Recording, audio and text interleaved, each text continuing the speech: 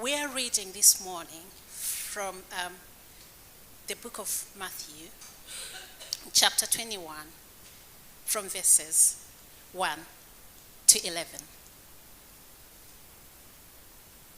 And the reading says, Jesus comes to Jerusalem as king.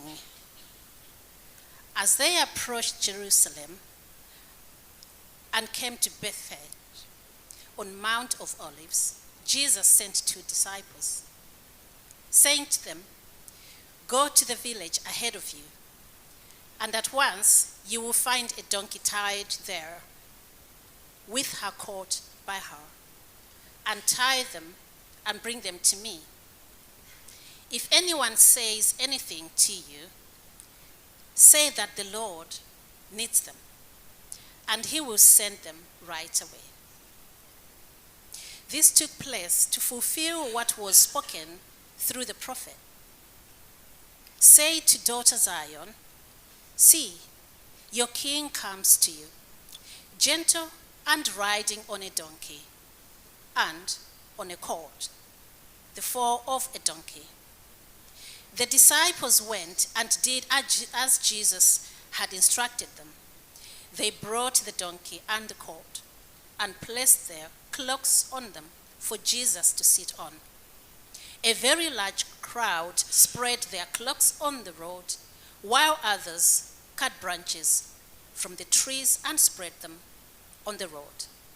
The crowds that went ahead of him and those that followed shouted, "Hosanna to the Son of David.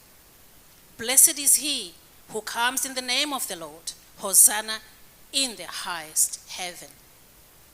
When Jesus entered Jerusalem, the whole city was stirred and asked, "Who is this?" The crowd answered, "This is Jesus, the prophet from Nazareth in Galilee." Thanks be to God. Can you imagine what it must have been like to be traveling along with Jesus, to be on that journey? You're walking along with him. You're working hard, long hours. You're traveling dusty, broken roads. You're tired. You're probably hungry. And then Jesus stops. Stop. Guys, you see that village right over there? I need a couple of you to just pop up there and go into the village. And in that village, right in the middle of town, there's going to be a donkey there. You're going to find a donkey there. I promise you there's going to be a donkey there. And with that donkey, there's going to be a colt, a foal of that donkey. Could you guys just go grab them for me? I want to ride them into this big town up on the hill up here this afternoon. Could you just pop up there and get them? You know, the guys, they must have just been like... And then just about when they get out of earshot, Jesus shouts, "Oh, and by the way, if their master is there, just tell him the Lord needs these. Don't worry about it." The guys at that point, they must have just said, "This is Jesus. This is Jesus." But they did it. They did it. They went to the village, they found the donkey, they found the colt, and they brought them back to Jesus. They laid their cloaks on the back of the donkey. Jesus climbed aboard, and he rode. He rode into that town up on the hill, Jerusalem. As he was getting closer, the crowds would start to rumble. They could start to hear the noise coming from the crowds, the celebration, the joy. People, as we were told earlier, people were laying their cloaks on the floor in front of this donkey. They were breaking off tree branches, waving them about, and then putting those on the ground so the donkey that Jesus was riding on had something to guide him into the town. They were singing celebrations. Jesus in that moment, I can only imagine, in that moment, he had to keep laser sharp focus. He knew what he was entering into. He knew more than half the people that were shouting celebrations and singing praises, Hosanna to his name, more than half of those people, in only a matter of days, were going to be the ones turning against him. We're going to be the ones shouting him down. We're going to be the ones jeering him where they had been cheering him coming into town. He also knew a good number of the guys that had been following him were going to wobble within the week. good number of them were going to deny him, betray him, doubt him over the coming days. He already knew all this. And I guarantee you, he could look into those people's eyes and he could know who was going to be who throughout the coming week. He didn't enter in as a superstar on a great big massive beast, a war horse of a beast. He didn't come in to win a violent victory, to overthrow, to topple the buildings. He came in to win hearts. He came in on a beast of humility, a beast of peace. He came in on a donkey, not even a donkey, a donkey's colt, the foal. An animal that had never been ridden before then. It made me think, not 1,400 years earlier, another man was standing, looking across a river at a promised land with a whole host of people behind him.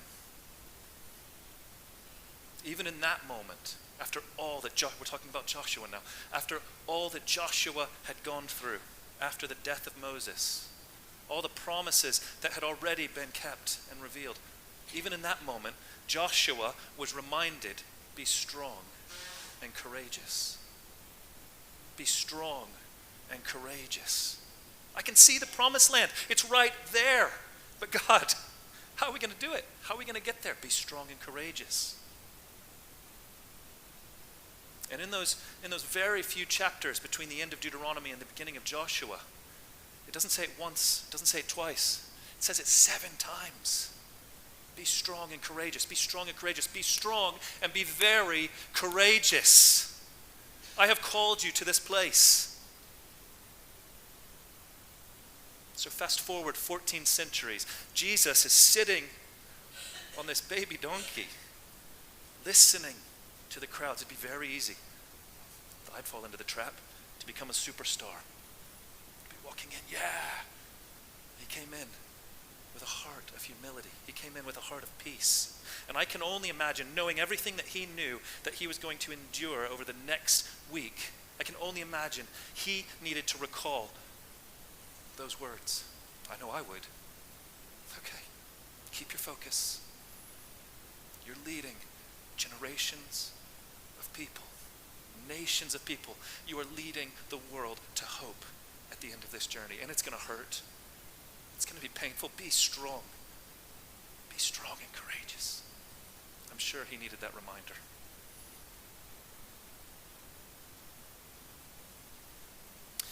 I've been at Restore Hope for 18 months. A year and a half. Not long. On my door, right before I go out every morning, I have 2 Bible verses on that door. Next slide. The first one is Esther 4:14, and you'll know these Bible verses. Perhaps you were created for such a time as this. The second Bible verse is exactly that. Be strong and courageous, from Joshua 1:9. And I need both of those words every single day I walk out of my door onto that estate. We work with people who are going through incredibly difficult life circumstances, people who have struggled in their life. I've got a family right over here that I know when I walk through my door, I'm going to need to give them encouragement. I'm going to need to support them. Things aren't going well. Finances aren't going well. Family relationships aren't going well. And they're going to need someone to speak life into them. I've got a guy over here who's at the end of his rope. He's lost everything. He's lost love. He needs to be loved. I walk through my door. Perhaps today was the day you were created, Nate. Perhaps this is why you were made, so that you can speak life into this family. But God, this is going to be hard. These people are struggling. They're going through difficult things. Not only that, it brings back some of my own childhood. Some of the things that I went through in my family. That's going to hurt. But Nate, perhaps this is why you were created. Be strong. But God, this guy over here, man, he really upset me yesterday. We had a meeting booked in for weeks, and he skipped it for no reason. He didn't even call to say why he skipped it, God. Put my whole day off. I missed several other meetings because of that. He's really annoyed me, God. But Nate, he needs love. Perhaps this is why you were created. Be very courageous.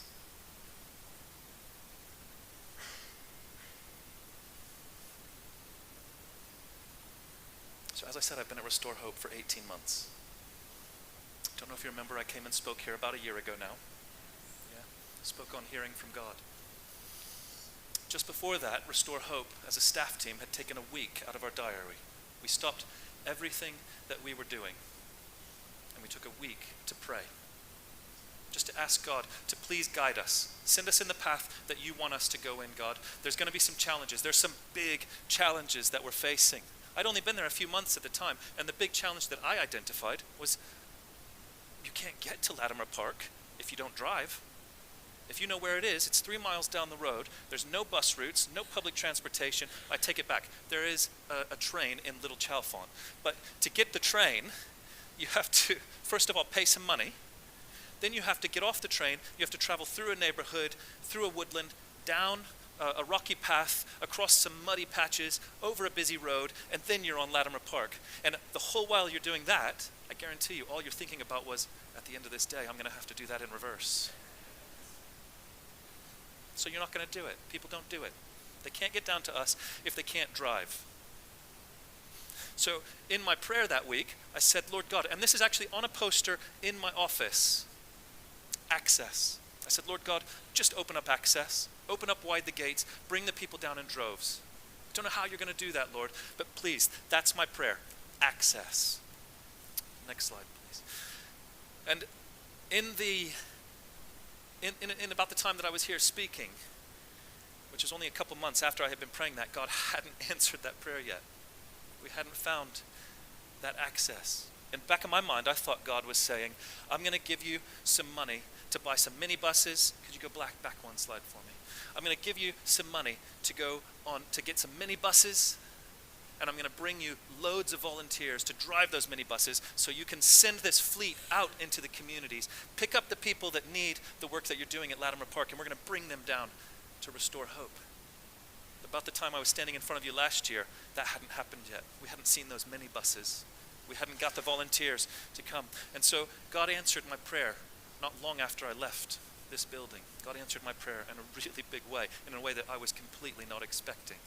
You're going to watch a video now of how he answered this prayer, and then I'll get up and share more after that.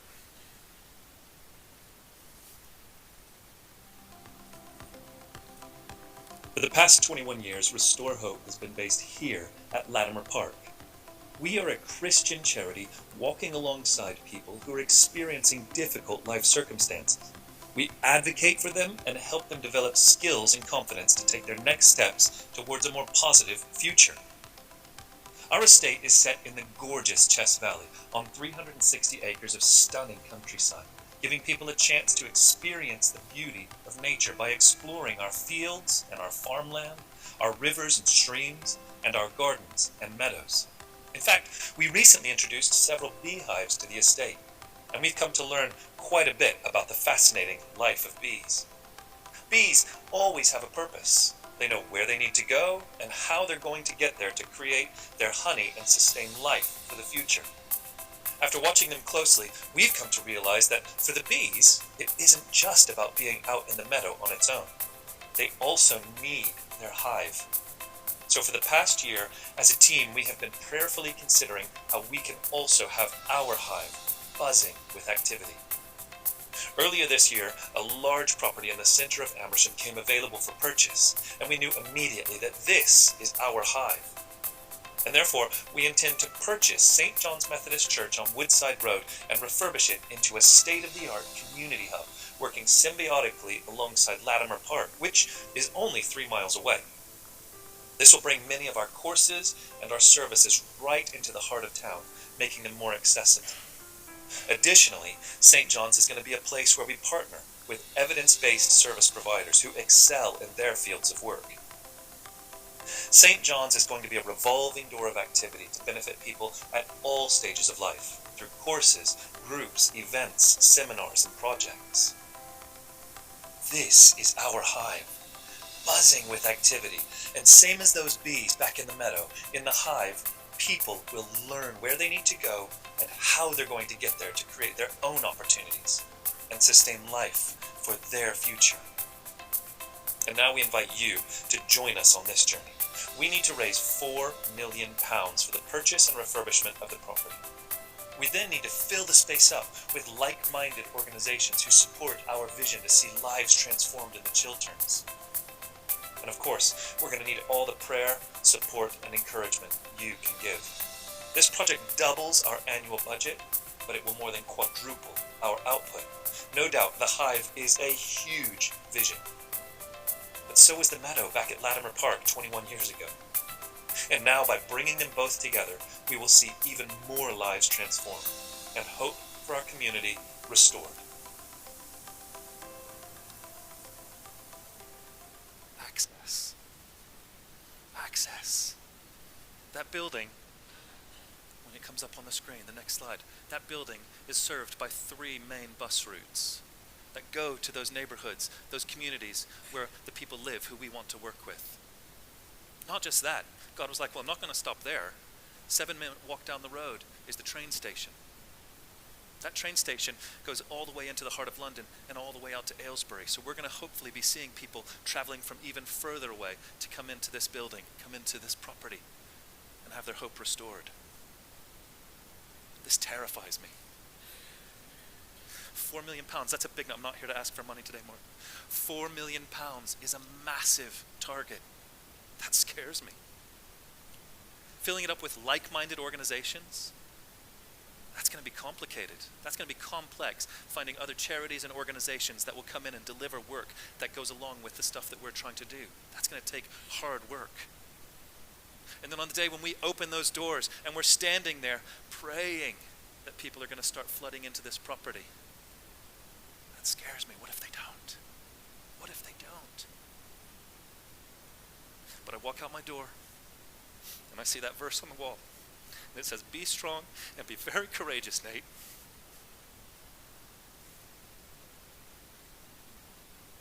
Be strong and be very courageous. I've answered your prayer. You prayed for this. You wanted this. And we're going to deliver it. So what we have to do in the property, what we need to do is we need to update it. We need to do some refurbishment. Next slide, please. So our intention is to take the property and in that courtyard space to put a roof over the top with a great big sunlight. That becomes the heart of this building. That becomes the place where people enter into through the front doors and they have their conversations with somebody from my team or volunteers who helps navigate them to where they need to get to change their own life circumstances. At any given time in a week, we could be having a mums and toddlers group happening in the large hall. At the same time as in our training kitchen in the back, we might have half a dozen or so young people with additional needs who are learning to cook, learning hospitality.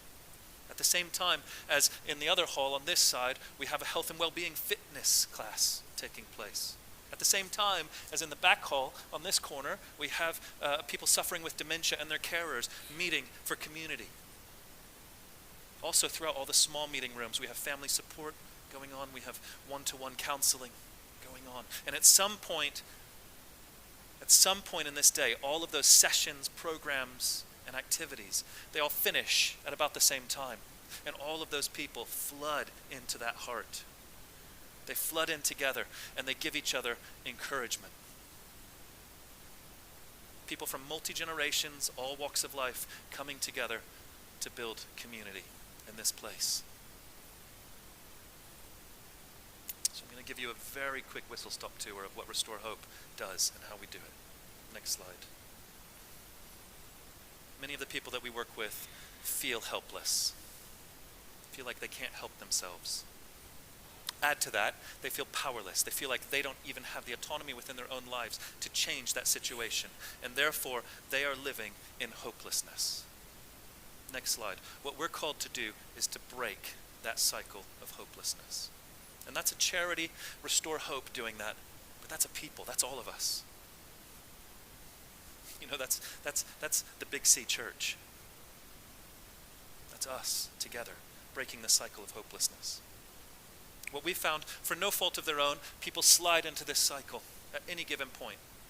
And once they're in this cycle, we find that they will have low confidence. They probably have poor life skills. They don't know how to budget. We'll find that they're unskilled and unemployed, or they think that they're unskilled and unemployable. And typically they come from some sort of broken family unit.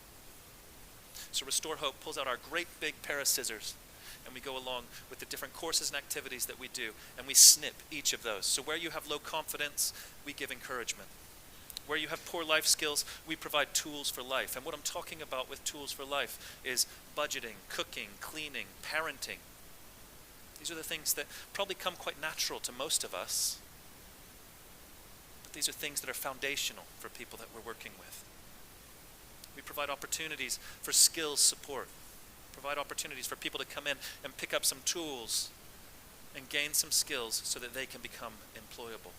And the last one, and this is the one that's closest to my heart, is we provide opportunities for positive connections among families, family units, and those that consider themselves families, whether they're nuclear families or not. Provide opportunities for positive connections. Next slide. Therefore, at the end of this journey, when that heart puzzle is all put back together, I know what I need and I know how to get it. Therefore, I can have hope in my heart. So we use something called the Hope Toolkit, and I'm not going to spend very much time on this, so if you want to grab your phone and take a picture of it, you're more than welcome to do that. We're really just going to focus in on the second to last one here. But the Hope Toolkit are additional things that you need to have in your pocket when life throws a tricky day at you.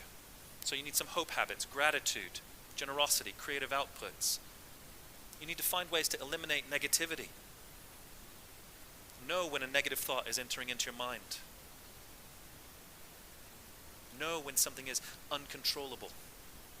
You can't do anything about it. Activate your purpose. Set goals. Find someone who will hold you accountable and learn the art of self-evaluation. Reset skills we're going to come back to, but that's all about the power of the pause, prayer, being out in nature. And then of course team. Surround yourself with people who give you loving relationship. Know who's on your hope squad, who's going to pick up the phone and call you when things struggle. And actually, more importantly than that, know whose hope squad you're on. Know who's out there in your life that you're the one that calls them to give them the encouragement and the support that they need. Next slide. So therefore, reset skills. Pausing. Prayer. Spend time alone with God. This is that dialogue. This is in that moment when you ask for, Jesus, I need to be reminded to be strong and courageous. You're in a dialogue with God. Perhaps you don't know what to say, and that's okay. God already knows. He said it. He said, I already know what you want to say. I just want to be in relationship. I just want to be in dialogue because I just want to hear you say it. I just want to hear you say it. But sometimes we can't find those words. So maybe just say the Lord's Prayer. Jesus taught us to pray. Just say the Lord's Prayer. Maybe rewrite it in your own words. Perhaps use a simple sentence. Can't even get to that place. Use a simple sentence such as, Jesus Christ, Son of God, have mercy on me. I'm a sinner. And repeat that. Maybe repeat it 10 times. And each time you repeat it, you'll find that there's an emphasis on a different word in that sentence. And you're still gaining something. And even if you can't get to that point, just repeat his name. It's the easiest prayer of all. Jesus, Jesus, Jesus. Jesus, Jesus, Jesus. Jesus. Jesus. Well, I shared the story about the building up in Amersham because I know that you're on a similar parallel track. You're on a similar journey to what we've been going through recently. I know that this building is really special. And this building has been on a journey, and you as a church have been on a journey coming together. And as I walked in this morning, I was blown away by the scaffolding in the hall downstairs. It's remarkable what's going on in this building. At some point later on this year, you're going to open the doors to this building, and it's going to be decorated and refurbished. The chairs are going to be in. Everything is going to be exactly what you want. And you're going to look back and you're going to say, yes, we've made it. We're here. We've made it. But is that enough?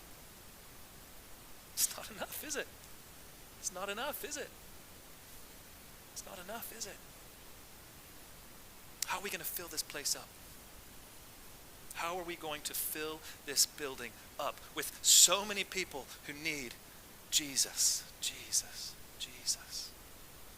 I'll give you 3 quick examples. Tomorrow morning, you're going to be going to your normal coffee shop, the place that you go every single day to get your coffee, and then you walk out to your car, or you walk down the street to your job, and you're going to pass by the same person that you pass by every single day. Perhaps it's the mum with the push pram. You're going to pass by her. Just say hi. Just smile. At this point, you don't know her name, and that's okay. Just say hi. How was your weekend? Just start a conversation. Simple. Simple. Perhaps there's an organization that that God's been putting on your heart to go volunteer with. Perhaps there's a youth charity in town, or there's a group that works with the elderly, or people with additional needs. And God has been saying to you, yeah, you know what? Take a few of those extra hours in your week and give it to that organization. Give it to that charity. Go volunteer. Just go open up the conversations. Go open up the door. Or maybe, if you're like me, and this cuts very close to home, look at your monthly expenses and find that thing that costs you £8 a month that you don't actually use that much. For me, it's a streaming service called Netflix. £8 a month, but I don't watch it all that much. In fact, I probably shouldn't be watching it. You're going to go through these reset skills as you're thinking through what's the area that you can start to change so that when these doors open, this place is filled up. But God, this woman pushing the pram, she's busy. She's got a lot on her plate. I'm in a rush. Goodness, I know Monday morning, nobody wants to talk to me. But God, be strong and courageous. But God, you know my schedule. You know that every single hour of every day is filled to the top. You know I'm so tired in the evening. How am I going to give up a couple hours a week to go and volunteer? Figure it out. Be strong and courageous. But God, come on, you know I need Netflix. I know I don't watch it. I know it's just there and I don't watch it, but what happens if I'm at the office and someone says, oh, did you see that show yet? I've got to be able to get home and watch that show really quickly so I can be in the conversation. No. God says, take that money, put it in the plate on a Sunday morning as it passes through. You don't need that. Cut your expenses. How are we going to fill up this place? Those are 3 small examples. You probably have something in your mind and on your heart right now that God is speaking to you about. And it doesn't have to be one of those 3, but it could be something else. So I would encourage you this week to just take some time and reset, to pause and pray. To pause and pray. I can see the promised land. It's just on the other side of the river. I can see it. Be strong and courageous, Joshua. I'm riding in on a colt of a donkey. Laser sharp focus. I know that the world needs this. I know it's going to be hard. I know I'm going to go through a ton of pain. Jesus, be strong and courageous. You got this. God, I know that you've given me a building up at the top of Amersham. But I got to fill it up? I got to pay for it? That's going to be hard work. Be strong and courageous, Nate. I've got to talk to this woman with her coffee in the morning. I've got to go volunteer over here. I've got to work out my expenses and my finances so that I can give to the church and the work that's going on in this building so we can fill this place up and we can make a change for Chesham. Be strong and courageous. Be strong and be very courageous. Be strong and courageous. Nick encouraged us at the start of this. Let's invite some people to Alpha. Let's get them in here to talk about the big life questions. Who do you know? Who's in your phone right now? Who do you walk past every day? Who sits across from you at the office that you can just start that conversation? I'd love to hang out with you more. You know what? Actually, we're going to have this great thing that I've been going to down at the church. I'd love to just introduce you to it. Just bring your questions. It's called Alpha. It's great fun. Give us a chance to be together some more. Be strong and be courageous. Be strong and be very, very courageous. So where do I go from here? 2 simple questions and one a bit more difficult.